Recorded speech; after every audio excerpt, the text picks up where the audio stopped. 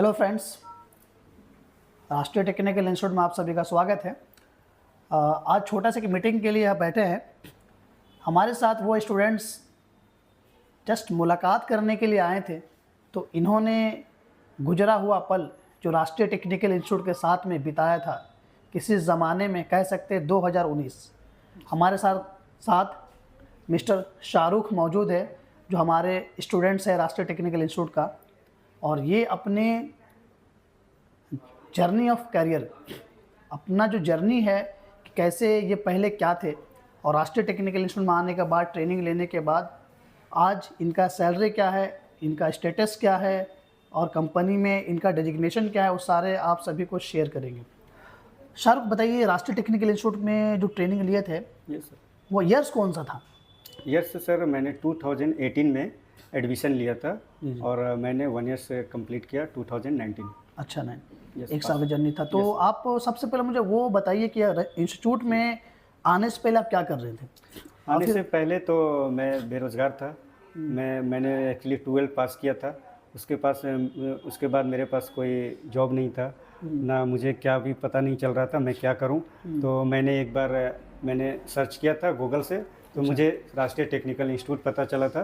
तो उसके बाद मैंने आके 2018 में सेफ्टी के रिलेटेड में मैंने एडमिशन लिया। अच्छा, तो ये सर्चिंग जो किए थे आप, उससे पहले भी इंस्टीट्यूट के बारे में कुछ ऐसा हिंट्स था कि राष्ट्रीय टेक्निकल? हाँ है, मेरे यहाँ पे मेरे फ्रेंड लोग भी यहाँ से स्टडी करके गए हैं, तो मैंने उसके टी शर्ट भी देखे थे। अच्छा, तो टी शर्ट के द्वारा भी हमने परिचय किया। आपके फ्रेंड्स भी यहाँ से ट्रेनिंग लेके गए, तो वो देख के फिर आप सर्च वगैरह किए? वो एक्चुअली वो दूसरे ट्रेड के थे, बट हमने दूसरे ट्रेड किया हूँ। अच्छा, डिफरेंट ट्रेड। तो उसके बाद फिर मतलब आप कॉल वगैरह किए? हाँ, मैंने ऑफिस में कॉल किया था। मैंने जिशान सर से भी बात हुई थी, जो हमारा कॉल रिसीव करते हैं, जिशान सर से बात हुई। तो उसने बोला था आप पहले आ जाइए, एक बार अटेंड कीजिए क्लास, उसके बाद आप एडमिशन लीजिए। मैंने क्लास अटेंड किया, mock class interview, demo class. अब तो डेमो के लिए हम लोग तो ऑनलाइन ही लिंक सेंड कर देते हैं। डेमो क्लास अटेंड किया हूँ। उसके बाद मैं 2-3 दिन के बाद मैंने एडमिशन लिया हूँ। उसके बाद हमारे यहाँ पे नूर सर और पांडे सर बहुत अच्छा भी क्लास दिए हैं और स्टडी कराए हैं, जो मैंने बहुत कुछ यहाँ से सीखा है अपने लाइफ के जर्नी में।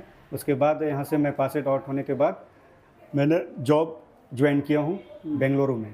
तो हमारी सैलरी स्टार्टिंग 25,000 था। उसके बाद हमारी कैरियर में ग्रोथ हुआ, जैसे बहुत सारे लोग बोलते हैं। कितना दिन बेंगलोर में थे आप कंपनी में? 3 इयर्स बेंगलोर कंपनी। तो जो स्टार्टिंग जो 25,000 दिया गया था, फिर सैलरी बढ़ी थी? हाँ, सैलरी ग्रोथ ही थी, 30,000 हो गई थी।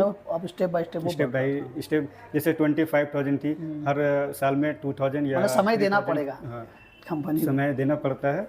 लेकिन एक्चुअली ऐसा नहीं है कि हम कंपनी को समय दे रहा हूँ, मैंने दिया हूँ। हमारे को वहाँ पे बहुत बेनिफिट था। अच्छा, इसके लिए मैं वहाँ पे उस कंपनी में मैंने टाइम दिया हूँ, और कंपनी वाले ने मुझे बहुत अच्छा समझते थे और बहुत ईमानदारी समझते थे। इसके लिए हमें वहाँ पे मैं ज़्यादा टाइम दिया हूँ। मैं ट्रेनिंग का साथ साथ आपको अपना प्रोफेशन में भी आपको ईमानदार ऑनेस्ट रहना पड़ता है, जिससे ग्रोथ लेवल आगे हाई जाता है। Yes sir.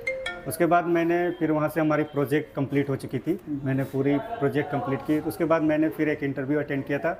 मैंने दूसरी कंपनी ज्वाइन की, वहाँ पे भी हमारा 1 ईयर। अच्छा, इंटरव्यू रहते अटेंड किए थे आप? हाँ, मैं जॉब के साथ साथ में ही मैंने इंटरव्यू अटेंड किया हूँ। अच्छा। जॉब के साथ में मैंने कभी जॉब नहीं छोड़ा हूँ, जॉब के साथ रहते ही मैं अप्लाई किया हूँ और अटेंड किया हूँ और हमारा सिलेक्शन हुआ हूँ।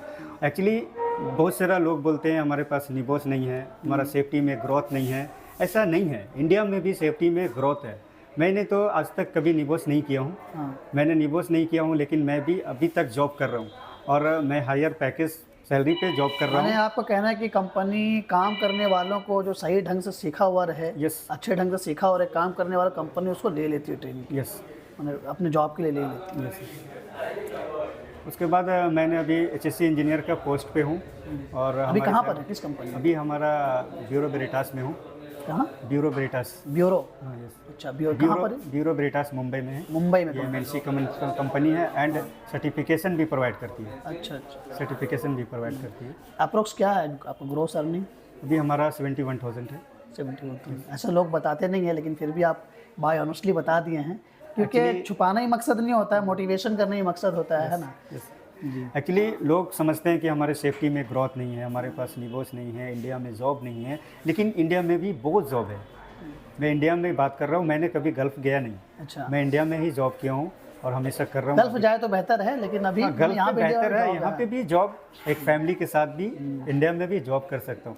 हाँ, फ्यूचर के लिए एक्चुअली गल्फ में भी काम करना चाहिए, हर इंसान को सीखना चाहिए, जाकर बाहर भी करना चाहिए, गल्फ में भी करना चाहिए, वो लर्न करना चाहिए, कोई भी चीज़ को लर्न करना चाहिए। एक बात पूछेंगे शाहरुख, जब ट्रेनिंग पीरियड में आप यहाँ थे तो क्लास वगैरह कैसा चलता था? मतलब जो चीज़ डाउट्स वगैरह रहता था, ये जो पढ़ाते थे सर क्या? सर यहाँ पे हमारे जो नूर सर और पांडे सर थे, जो भी आपको अगर क्लास के टाइम आपको समझ नहीं आया तो आप पर्सनली, फ़ोन नंबर भी है, व्हाट्सएप नंबर भी है, और पर्सनली टाइम निकाल कर आप इंस्टीट्यूट में पर्सनली आकर आप समझ सकते हैं कि हमने सर ये हमें चीज़ नहीं समझ में आया। मैंने कहने मतलब ये मैं थोड़ा सा क्लियर कर दूं कि क्लासरूम में जो टीचर पढ़ाते थे, मतलब डाउट्स क्लियर के लिए आप नीचे एडमिन में भी आके सर से पर्सनल मिलकर भी उस चीज़ों को उस चीज़ को क्लियर कर सकते थे। जी जी, ये तो बेनिफिट था। पांडे सर का भी क्लास चलता था? हाँ, पांडे सर का भी क्लास चलता था। पांडे सर का भी क्लास हमने किया है। उसने भी वो डिक्लेयर किए थे कि आपको जो भी डाउट हो हमसे कांटेक्ट करें और पर्सनली हमसे आप क्लियर्स करें।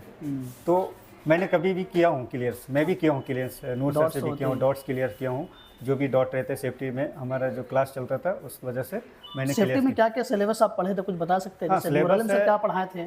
सिलेबस सर स्टार्टिंग में सिलेबस था जैसे हेल्थ एंड सेफ्टी के बारे में बताया गया, उसके बाद हज़ार्ड क्या है उसके बारे में बताया गया, रिस्क क्या है, रिस्क असेसमेंट बताया गया, उसके बाद लॉस्ट ऑफ एक्सीडेंट क्या है, इंसिडेंट क्या है, एक्सीडेंट क्या है, ये सभी सिलेबस स्टार्टिंग पॉइंट से ये बताया गया। उसके बाद हमें फील्ड वर्क का बारे में बताया गया, जैसे हाइट वर्क क्या है, हॉट वर्क क्या है, कन्फाइंड स्पेस क्या है, ऑयल एंड गैस सेफ्टी क्या है, ये सभी कवर किया गया हमारा सिलेबस में। ये मैंने सभी सिलेबस को कवर किया हूँ और हमने पूरी कंप्लीट की हूँ। तो आप जो पढ़े, प्लांट में गए जॉब करने के लिए पहला फर्स्ट टाइम में, आपको वहाँ पर कैसा फील हुआ? मतलब जो पढ़ कर आ रहे वो और या प्रैक्टिकल एक्सपोजर के साथ में जो क्लासरूम में आप सीखे, आपको उस चीज़ से मिला? हाँ, एक्चुअली जो मैंने क्लास में स्टडी किया हूँ वो साइड पे भी सेम चीज़ ही मिला है। जैसे मैंने एक हाइट वर्क का मैंने क्लास किया था, तो हाइट वर्क में वहाँ पे क्या खतरा होता है जो हमें स्टडी में पढ़ाया गया था। तो स्टडी में जैसे पढ़ाया गया fall of person, fall of materials, impact, proper exit access, तो सेम वहाँ भी वही चीज़ हमें मिल रहा था। जो हमारा खतरा है, हज़ार्ड है, जो हमारा फील्ड हाइट का खतरा है, वही चीज़ हमने जो स्टडी किया था वही चीज़ हमने साइट पे भी पाया हूँ। उसके बाद हमने स्टडी किया था हमारे हाइट का क्या प्रिकॉशन है। तो फर्स्ट ऑफ ऑल कोई भी काम करने के लिए वर्क परमिट सिस्टम होता है, तो work permit system height work के लिए उसमें वर्क परमिट में क्लियरेंस होता है, सभी पॉइंट होता है हमने हाइट वर्क के प्रिकॉशन के लिए क्या लिया हूँ। जैसे मैंने एक हाइट वर्क का वर्क एक्टिविटी स्टार्ट किया हूँ, उसका प्रॉपर स्कैफोल्डिंग है कि नहीं, उसका प्रॉपर इरेक्शन है कि नहीं, उसके बाद उसमें हमने रेड टैग है या ग्रीन टैग है वो सभी इंस्पेक्शन किया हो कि नहीं, चेकलिस्ट फिल किया हो कि नहीं, उसका प्रॉपर एक्सेस है कि नहीं, उसके बाद टॉप रेल, मिड रेल, ये सभी है कि नहीं हमारे स्कैफोल्डिंग में, वो सभी हमने जो हमने स्टडी में किया था वो पूरा लैब हमने साइड में देखा हूँ। मतलब जो आप ड्यूरेशन जो आपका ट्रेनिंग पीरियड था, जो चीज़ बताया गया आपको फील्ड में वो मिला, इसके वजह से आपको मैंने एक ऑफ वर्क हम कर सकते हैं। और मुझे अच्छा लगा कि मुझे वहाँ पर डर फील नहीं हुआ। मैंने स्टडी जो अच्छे किया हूँ, बहुत सारे लड़के जैसे होते हैं ना नेम कि डर जाते हैं, लेकिन डरने की ज़रूरत नहीं है। जो आपने स्टडी में किया है ना वही चीज़ साइट पर भी है। अभी तो हम लोग कम्युनिकेशन क्लास उसमें ऐड कर दिए हैं कि ग्रुप डिस्कशन वगैरह। ग्रुप डिस्कशन हमारे टाइम में भी था, हम लोग भी ग्रुप डिस्कशन किए थे। जैसे हमारा एक ओनिस फ्रेंड थे, वसीम अकरम फ्रेंड थे, हमारा ओनिस फ्रेंड थे, हमारे बैच के ही हैं। 74 बैच। हाँ, वो अभी कतर से आए हैं रिटर्न। और वसीम अकरम भी है जो अभी वो भी सऊदी अरब से रिटर्न आए हैं। उस बैच में सब मतलब जॉब का ऑलमोस्ट स्टूडेंट जॉब कर रहे हैं। तो हमारे ग्रुप में और हमारे रूम पार्टनर भी थे, तो हमने ग्रुप डिस्कशन भी करते थे और स्टडी भी करते थे। अब इन्वायरमेंट कैसा लगा था जब यहाँ पर आए थे आप? इन्वायरमेंट इंस्टीट्यूट एजुकेशनल इन्वायरमेंट जो मतलब पढ़ाई को होना चाहिए, आप यहाँ कौन सा ऐसा चीज़ देखते हैं जो आपको यहाँ अच्छा लगता है अपना पर्सनल? एक्चुअली यहाँ पे आया था तो पर्सनली चीज़ मैं बताता हूँ।